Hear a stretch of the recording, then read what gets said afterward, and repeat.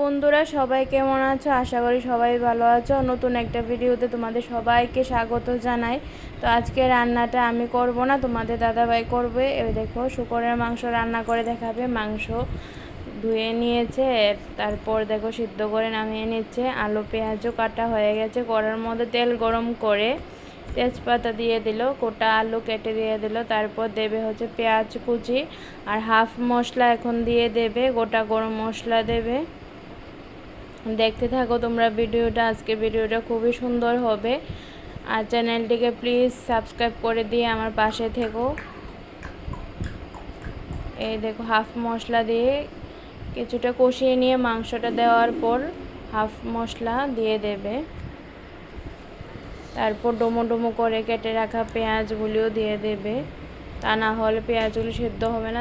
এরপর দেওয়ার পালা হচ্ছে মেন জিনিস নুন। তারপর দেখো মাংস কষিয়ে কি সুন্দর হয়ে গেছে, দেখলেই জিভে জল চলে আসবে। এই দেখো ভালো করে কষানো হচ্ছে। মাংস যত কষানো ভালো হবে খেতে তত স্বাদ হবে। তারপর আসছে আমাদের নিম্বু রাজা। তো এখন লেবু দেওয়া হবে। এই দেখো লেবু দিয়ে দিল। এখন দিয়ে দেবে হচ্ছে গরম জল। মাংসর মধ্যে গরম জল না দিলে স্বাদ হয় না। এখন যাবে হচ্ছে গরম মশলা। গরম মশলাটা এবার মিশিয়ে দেবে ও।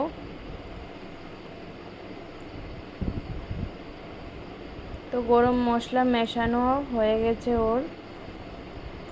তো আজকে আশা করব ওর জন্য ভিডিওতে একটা লাইক দিয়ে যেও সবাই। এই দেখো মাংসটা নামিয়ে নিল। তারপর কিছুক্ষণ আমি ঢেকে রাখলাম। এবার তোমাদের ফাইনাল লুকটা দেখাচ্ছি। তো ভালো লাগলে প্লিজ লাইক করে দিও।